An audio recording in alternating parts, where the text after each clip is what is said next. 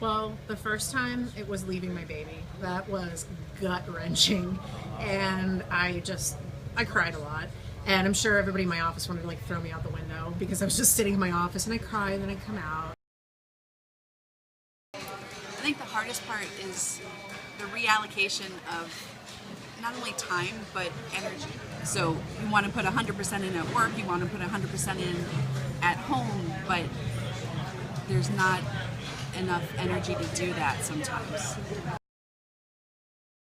I think the other tough part is trying to decide um,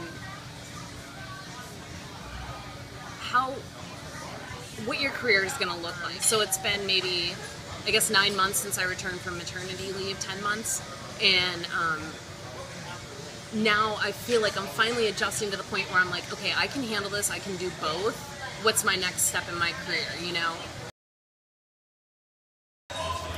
For me, one of the toughest things has been the inconsistency of my emotions in any given experience. So, for example, sometimes I'll drop my daughter off and I'm late or I'm trying to get to a meeting, so I'm rushing out and she starts crying and wants to cling on to me.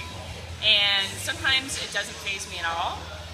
And one of the teachers takes her and I walk right out the door, and other times the teacher takes her and I walk out the door and I have tears in my eyes because I feel terrible that I'm leaving her and that I'm trying to rush off and get to work. Yeah.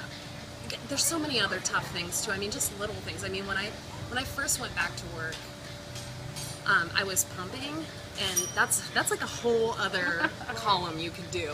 It's like pumping moms. Sometimes you have to give a little less at work to give a little bit more at home. And it's just being able to find that balance.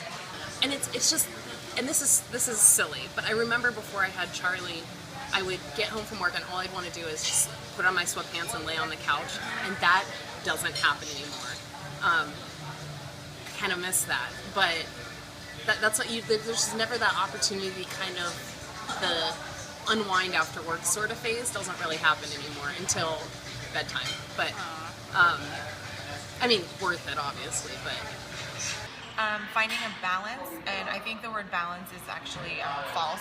Nothing is actually balanced. Some days you're balancing work in your marriage, some days you're balancing your marriage and your child, some days you're balancing yourself and your marriage. Nothing ever is in balance, and I think once I figured that out is when I was able to make peace with the whole idea of my new chaotic life.